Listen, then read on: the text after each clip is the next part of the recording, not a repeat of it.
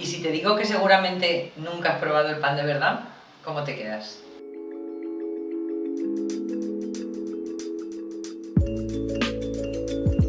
Hola, bienvenidos a El Poder del Comensal, nuestro canal de alimentación y activismo alimentario.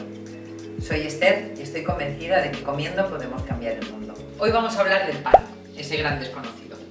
Y es que muchas veces a lo que hoy llamamos pan, en realidad de pan no tiene nada. El objetivo del vídeo es dar unos criterios para que al final sepamos diferenciar un pan de calidad de otro que no lo sea. En mi opinión, un pan de calidad es un alimento sano y recomendado para una persona sana.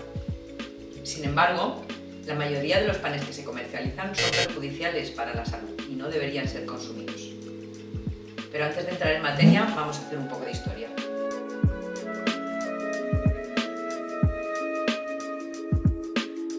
Investigaciones recientes revelan que ya hace 14.000 años nuestra especie consumía algo parecido al pan. Por estas fechas ya nos habíamos dado cuenta de que estos granos que crudos nos sentaban mal, machacados y mezclados con agua se hacían más digestibles y sabían mejor. Parece ser que el lugar en el que comenzó a consumirse el pan fue en Asia. Posteriormente llegó hasta Egipto y el Mediterráneo a través de las rutas comerciales. 4.000 años después, ya en el sur de Mesopotamia, se elaboraba pan como lo conocemos hoy en día, con las fases bien diferenciadas del amasado y el cocimiento. Empleaban las cenizas de un fuego para elaborar los panes. Los egipcios adoptaron este conocimiento y fueron sistematizándolo y mejorando todos los procesos de panificación hasta convertirlo en un alimento indispensable para su sociedad. La cultura del pan se extendió por Grecia y posteriormente por Roma, donde se perfeccionaron enormemente las técnicas panaderas. El pan, junto con el vino y el aceite, eran los productos básicos de la alimentación de estas culturas. Europa, posteriormente, hereda esta tradición y basa su alimentación en el pan hasta bien entrado el siglo XX. Actualmente el consumo de pan se ha popularizado y podemos encontrarlo en cualquier parte del mundo. Bueno, ¿pero qué es el pan? Pues el pan es un alimento procesado cuyos ingredientes son harina de algún cereal, agua, sal opcional y un fermento que transforma la masa. El fermento también es opcional. Si no lleva fermento se llama pan ácido. Aquí vamos a hablar de pan fermentado y su procesamiento requiere mezclar los componentes, amasarlos, dejar fermentar y posteriormente cocer. Se pueden usar diferentes cereales, pero nos vamos a referir fundamentalmente al pan hecho con harina de trigo. Los parámetros que caracterizan a un pan son 4. El primero es el grano que se ha utilizado. El segundo, la molienda, es decir, cómo se ha molido el grano para convertirlo en harina. En tercer lugar, el proceso de fermentación. Y por último, hay que observar los ingredientes que tiene ese pan. Estas son lo que a mí me gusta llamar las 4 patas del pan. Fijándonos en ellas, podremos valorar la calidad del pan que tenemos delante.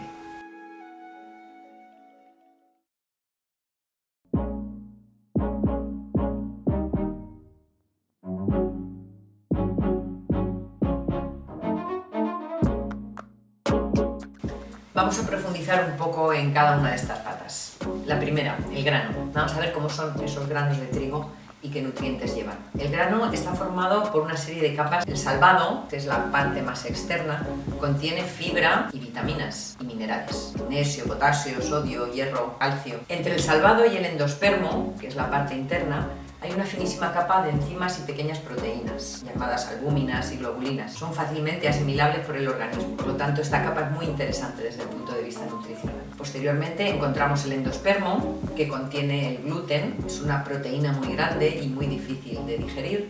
También contiene almidón y celulosa, las dos también difíciles de digerir. Y por último tenemos el germen, que es rico en grasas, en vitaminas, en minerales y en proteínas, es la parte más nutritiva de la semilla. Como veis, una semilla es una bomba nutricional. Hay que tener en cuenta que una semilla es el embrión, una planta bebé dormida que espera ser despertada por unas condiciones adecuadas de luz, temperatura y humedad.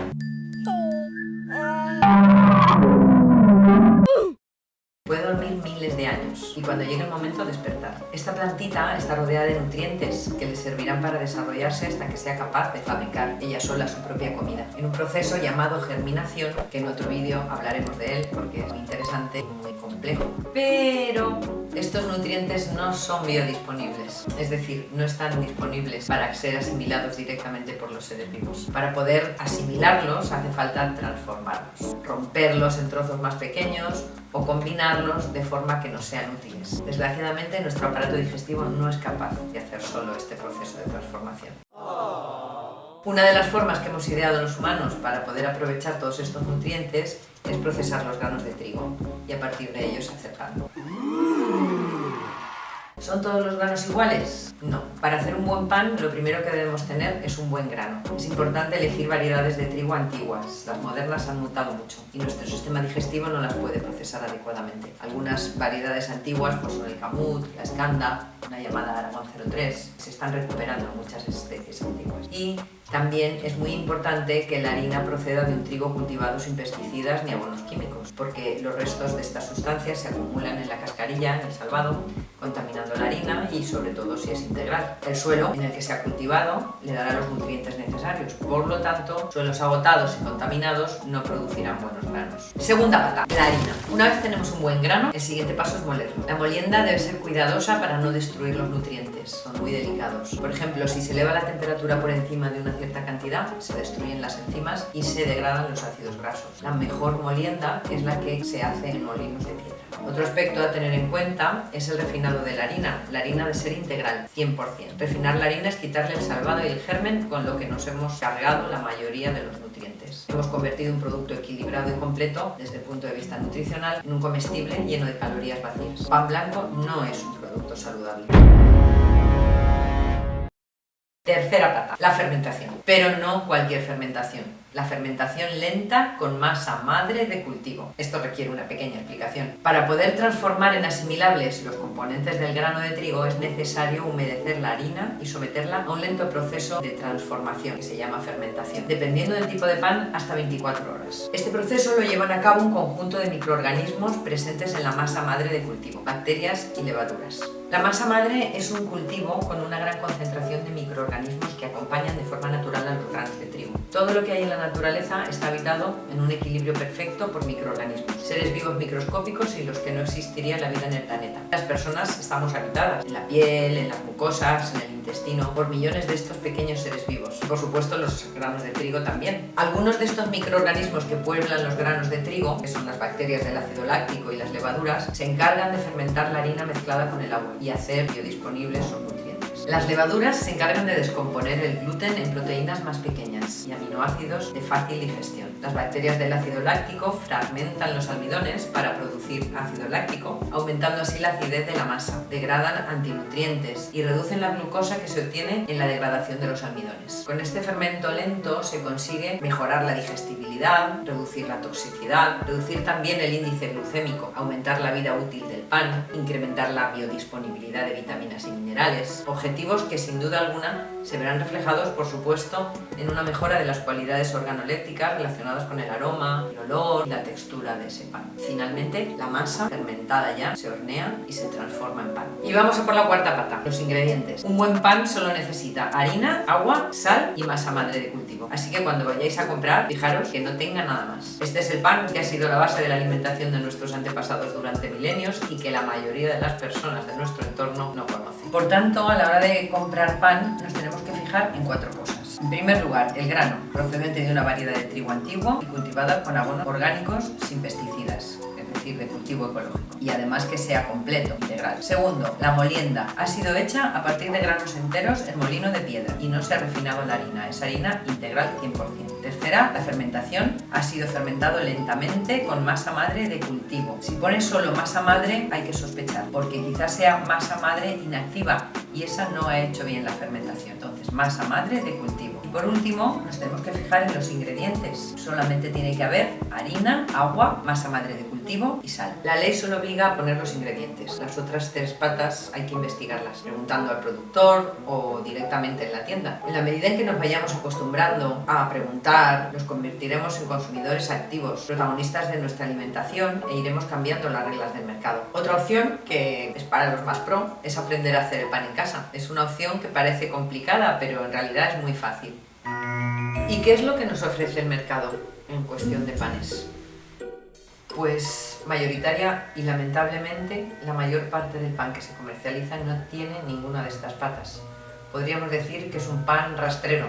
En el siglo XIX, cuando se inicia la producción industrial de pan, se generan miles de unidades que hay que conservar en buenas condiciones durante días o semanas. Y para conseguir esto se trabaja en 2 aspectos. Por una parte, se refina la harina, es decir, se le quita el germen y para ello antes se le quita la cascarilla. Así se evita el enranciamiento, ya que es el germen el que antes se enrancia porque él contiene las grasas de la semilla. Por otra parte, se añaden conservantes porque tienen que aguantar en las estanterías muchos días, incluso semanas. Paralelamente al proceso de industrialización de la producción de pan, se desarrolla el cultivo intensivo de cereales de gran rendimiento.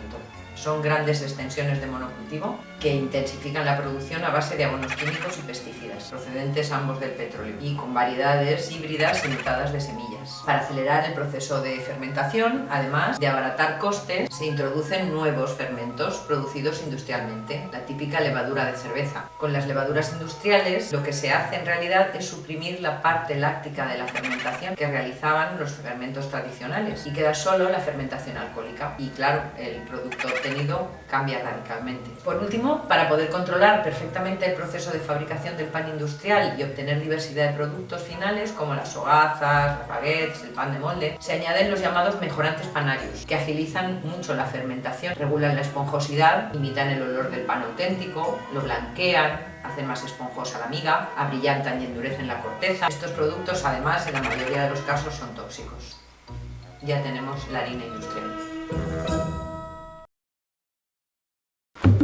Por supuesto, todas estas modificaciones que ha introducido el pan industrial respecto al que venía fabricándose hasta el siglo XIX tienen una serie de repercusiones sobre la salud del consumidor. Las harinas refinadas solo aportan calorías vacías. Al refinar la harina se elimina la cascarilla, que como hemos visto antes es la parte de la semilla que alberga los minerales y la fibra. También se elimina el germen, que contiene los ácidos grasos esenciales y las vitaminas, que sobrevive únicamente los hidratos de carbono, desprovistos de su contexto natural. Las fibras, las vitaminas, las grasas, los minerales, queda convertido en un alimento sin valor nutritivo. Calorías vacías que llegan fácilmente al torrente sanguíneo después de haberse asimilado rápidamente y que contribuyen a desequilibrar el sistema de regulación del azúcar en sangre. Se acumulan fácilmente en forma de grasa y a la larga dan problemas relacionados con la obesidad y la diabetes. En segundo lugar, la rápida fermentación genera un producto difícil de digerir. El trabajo de predigestión que realiza la fermentación no se ha hecho correctamente. Las grandes moléculas de gluten y almidón no se han fraccionado suficientemente y se generan problemas gastrointestinales como la inflamación, el dolor abdominal, las diarreas, el estreñimiento,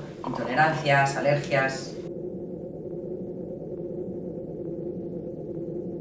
Muchos de los aditivos que se utilizan para el pan son tóxicos y por lo tanto deterioran la salud de los consumidores.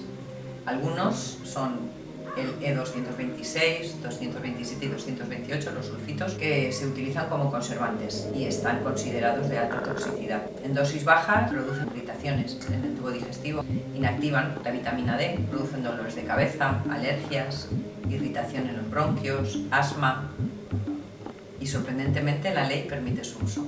Otro de los más tóxicos es el ácido fórmico, el E236, es un conservante de alta toxicidad. En dosis bajas puede causar enrojecimiento e irritación. En dosis más altas es tóxico para los riñones y mezclado con el E240 que está presente en el humo de los cigarrillos provoca daños en el nervio óptico causando ceguera. Con efecto mutagénico también a largo plazo puede producir cáncer y ya está prohibido en varios países. Podemos encontrar también blanqueantes como el dióxido de cloro, el propinato de calcio, que es un antibacteriano y fungicida que destruye completamente las enzimas, compuestos del aluminio, tóxicos para el cerebro, cloruro de amonio, que viene como el E510, es un aditivo de toxicidad alta que se emplea como levadura para las harinas y en dosis bajas produce cefaleas y problemas digestivos. Como veis, un panorama desolador. Y no se trata de asustar a nadie, es estar informados y saber lo que estamos comiendo. Eligiendo bien el pan que comemos podemos mejorar nuestra salud y apoyar un estilo de producción determinada. Así que ánimo y bienvenidos al activismo alimentario.